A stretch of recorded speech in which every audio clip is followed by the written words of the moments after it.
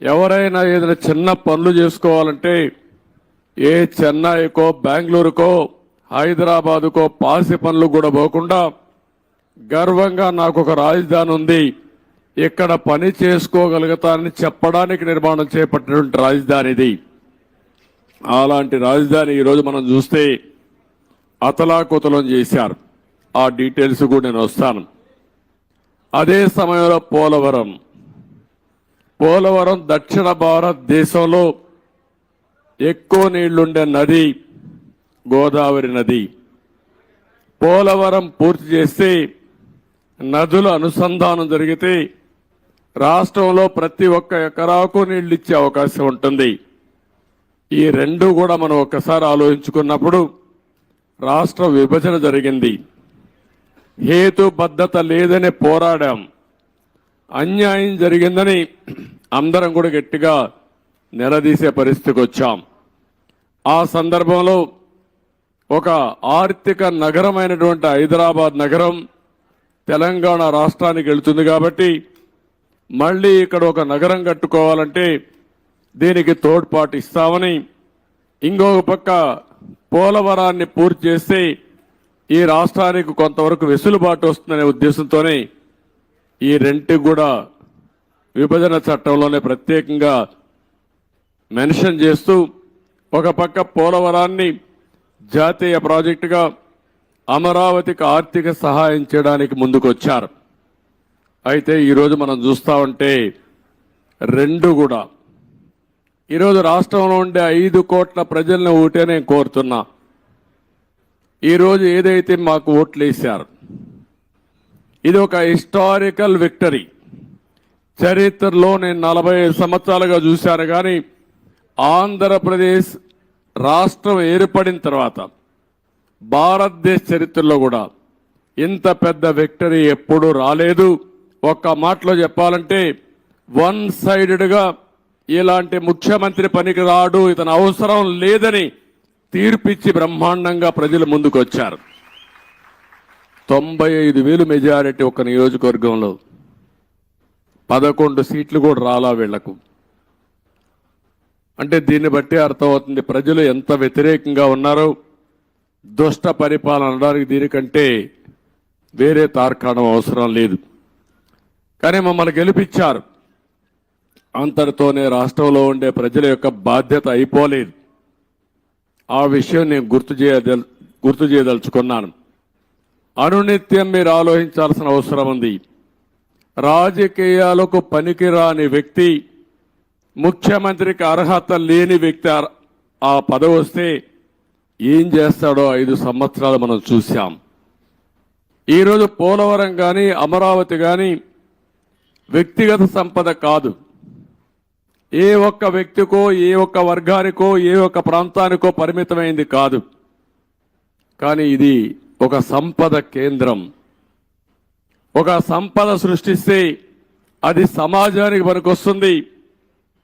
అదే సమయంలో వ్యక్తులు బాగుపడతారు, ప్రభుత్వానికి ఆదాయం పెరుగుతుంది.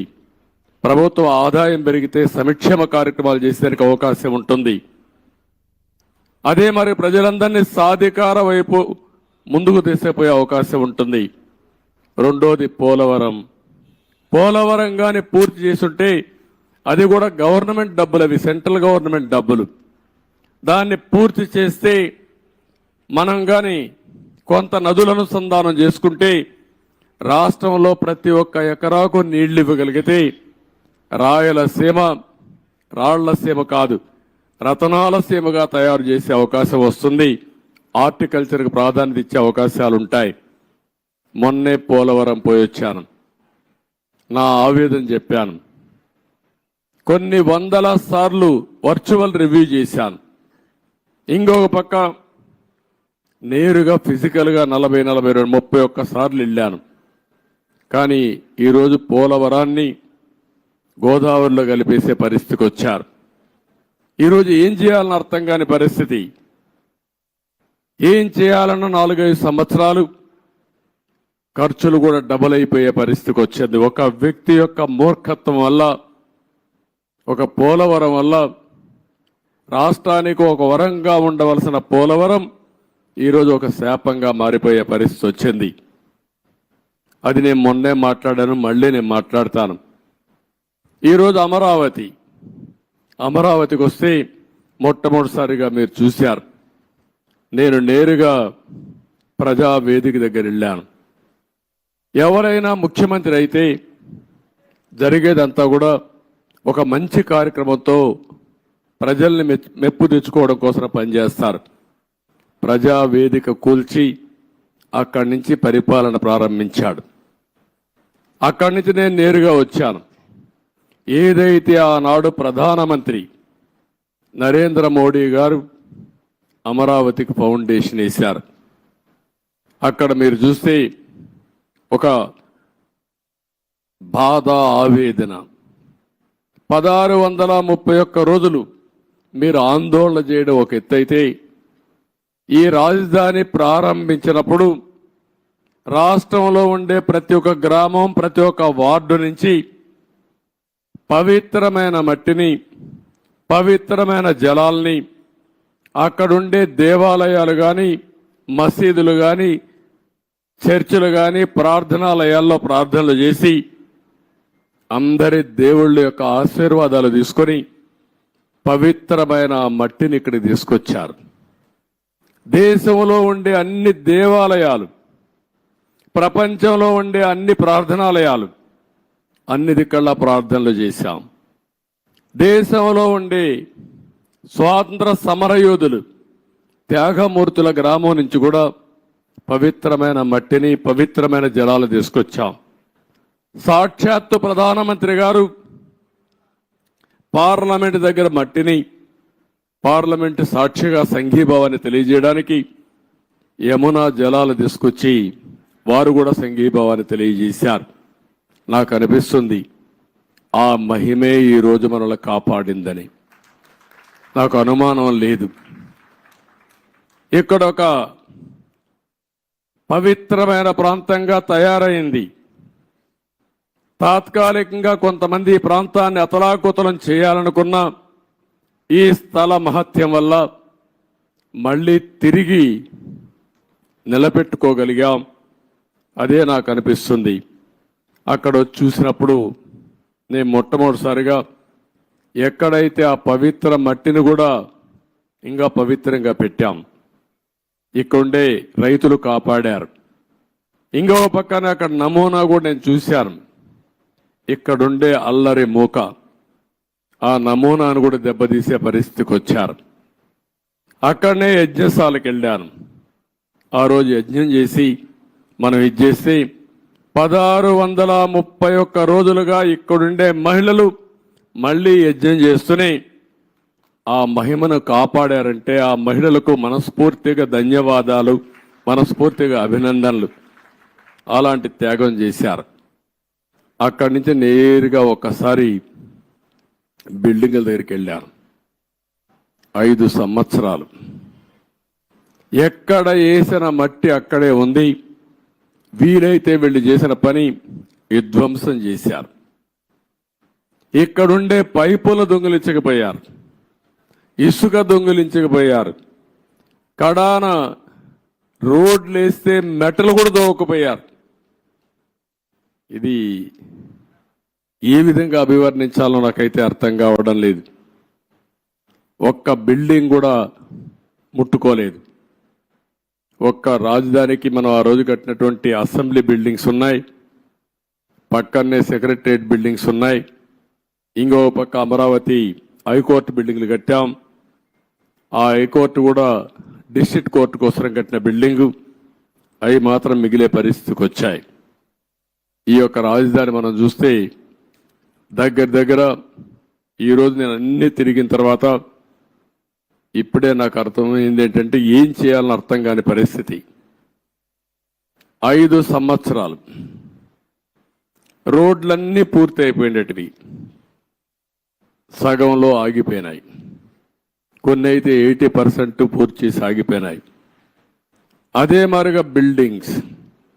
మొట్టమొదటిసారిగా నేను వెళ్ళింది శాసన మండలి, శాసనసభ అభ్యర్థులు ఎవరైతే ఎమ్మెల్యేలు, ఎమ్మెల్సీలు ఉండే క్వార్టర్స్కి వెళ్ళాను.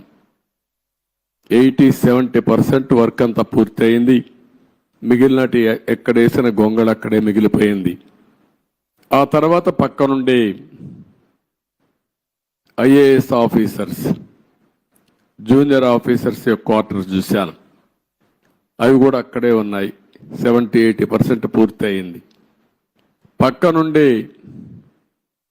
సెక్రటరీస్, అదే మాదిరిగా ప్రిన్సిపల్ సెక్రటరీస్ బిల్డింగ్లన్నీ ఉన్నాయి. అవన్నీ కూడా తుమ్మ చెట్లు మొత్తం మొలిచిపోయి ఇవన్నీ కమ్ముకుపోయే పరిస్థితి వచ్చింది.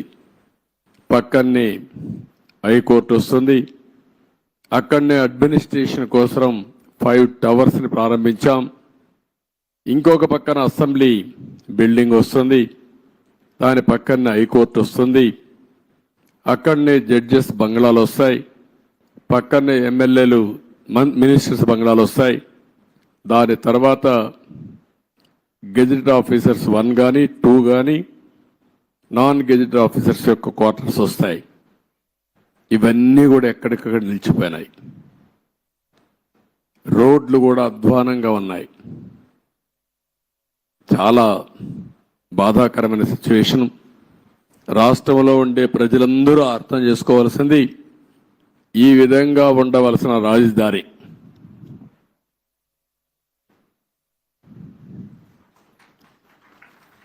మనం ఆ రోజు ప్లాన్ చేసింది. నేను మళ్ళీ ఒక వైట్ పేపర్ ఒకటి రిలీజ్ చేస్తాం.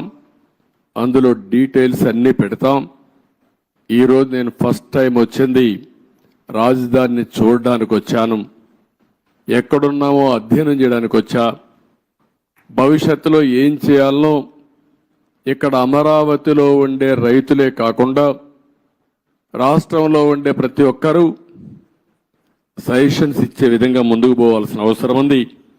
తొందరలోనే ఒక వైట్ పేపర్ కూడా పబ్లిసైజ్ చేస్తాం. ఒక వైట్ పేపర్ పబ్లిసైజ్ చేసి ప్రజలు అందరూ కూడా చర్చించుకోవాల్సిన అవసరం ఉంది. నేను ముందే చెప్పాను, ఇది ఏ ఒక్కరి కోసమో కట్టే రాజధాని కాదు. ఇది ప్రజా రాజధాని, భావి తరాల భవిష్యత్తు కోసం రాజధాని, తెలుగు జాతి గర్వంగా తలెత్తుకుని తిరిగే రాజధానిగా ఉండాలి. అదే సమయంలో ఇక్కడ అమరావతి రాజధాని వస్తుందంటే విశాఖపట్నాన్ని ఆర్థిక రాజధానిగా తయారు చేయాలని, కర్నూలుని ఒక మోడర్న్ సిటీగా ఆధునికమైన నగరంగా తయారు చేయాలని, అదే మాదిరిగా అన్ని జిల్లా హెడ్ క్వార్టర్స్ కూడా ఏమేం చేస్తాం చాలా స్పష్టంగా చెప్పాం. దాని ప్రకారమే మీరు చూస్తే 12 ఇన్స్టిట్యూషన్స్ గవర్నమెంట్ ఆఫ్ ఇండియా ఇస్తే కర్నూలులో IIT పెట్టాం. అక్కడనే ఉర్దూ యూనివర్సిటీ పెట్టాం. అనంతపూర్లో సెంట్రల్ యూనివర్సిటీ పెట్టాం. తిరుపతిలో ఐజర్ కానీ అదే మాదిరిగా IIT కానీ పెట్టాం. ఇంకో పక్క విశాఖపట్నంలో IIM పెట్టాం. తాడేపల్లిగూడెంలో NIIT పెట్టాం. మంగళగిరిలో all India institute of medical science పెట్టాం. ఇంకొక పక్కన ఒంగోలులో IIT పెట్టాం. ఈ విధంగా అన్ని విజయనగరంలో ట్రైబల్ యూనివర్సిటీ పెట్టాం.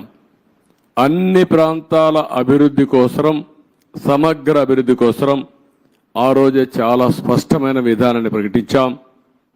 ఈరోజు మనం చూస్తే ఏది జరిగే పరిస్థితి లేకుండా పోయింది. నేను అందుకనే ఈరోజు డీటెయిల్స్కి పోవడం లేదు. బ్రాడ్గా మీ అందరికీ ఒక ఐడియా ఇస్తున్నాను. డీటెయిల్స్ అన్నీ కూడా వైట్ పేపర్లో వస్తాయి. అయితే బాధ ఏంటంటే ఈ రాజధాని పైన బురజల్లే ప్రయత్నం చేశారు. నిత్యం విష ప్రచారం చేశారు. అమరావతిని బ్రాండ్ని దెబ్బతీయడానికి ప్రయత్నం చేశారు. శివరామకృష్ణ కమిటీ చాలా స్పష్టంగా సెంట్రల్ ప్లేస్లో ఎక్కడైనా పెట్టండి అని చెప్పారు. అంటే ఇది 12 పార్లమెంట్లు ఒక పక్క వస్తాయి, ఇంకొక పక్క 12 పార్లమెంట్లు వస్తాయి. గుంటూరు సెంట్రల్లో ఉంటుంది. ఎలిమెంటరీ స్కూల్ చదివే పిల్లవాడిని చెప్పినా ఎక్కడ మీ రాజధాని ఉండాలంటే ఈ ప్రాంతమని మ్యాప్లో చూపించే విధానం ఇది. అందుకే అమరావతిని పెడితే దానిపైన మాట్లాడారు. ఇంకొక పక్కన మీరు అందరూ చూస్తే చాలా వరకు ఇన్సైడర్ ట్రేడింగ్ అన్నారు. ఇంకొక పక్కన స్విస్ ఛాలెంజ్ని అవహేళన చేశారు. విషయం చెప్పి సింగపూర్ లాంటి కన్సార్టియంని తరిమేసే పరిస్థితికి వచ్చారు. One of the best Norman faster అనే కన్సల్టెంట్ని లేకుండా పంపించేసే పరిస్థితికి వచ్చారు. 3 రాజధానులు అన్నారు.